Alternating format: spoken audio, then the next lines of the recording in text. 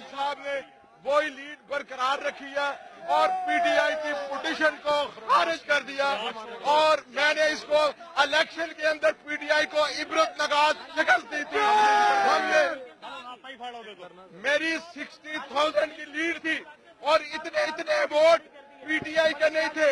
मेरा 1,04,000 वोट था जो पाकिस्तान मुस्लिम लीग शेर के निशान पे लोगों ने मोहर लगा के मुझे कामयाब किया था और आज अदालत ने फैसला कर दिया है, फैसला दे दिया है कि पीटीआई की पिटीशन खारिज कर दिया और मेरी 60,000 की लीड को बरकरार रखा।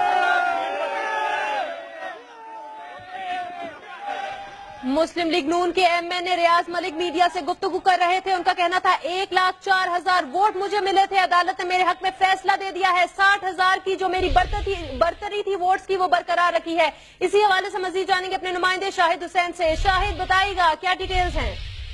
जी आज जो है एनए 118 का फैसला सुना दिया गया है और पाकिस्तान मुस्लिम लीग नून के जो 40 वोट जो थे जो डबल वोट कास्ट हुए थे उसकी हद तक इंक्वायरी जो है वो स्टैंड कर दी है। वो देखेंगे कि उसका 145 वोटों के ऊपर इंक्वायरी लगी है। 145 वोट थे जो डबल कास्ट हुए थे। अच्छा, बाकी की तफसीली जजमेंट आपको मिल जाएगी और इनको विद कॉज जो है ये पिटीशन उनकी हामिद जमान साहब की खारिज कर दी है। ये धरना सियासत के ऊपर के मुंह के ऊपर बहुत बड़ा तमाचा है और मैं जी आपको बताएं कि रियाज मलिक के वकील इस वक्त मीडिया से गुफ्तगू कर रहे थे।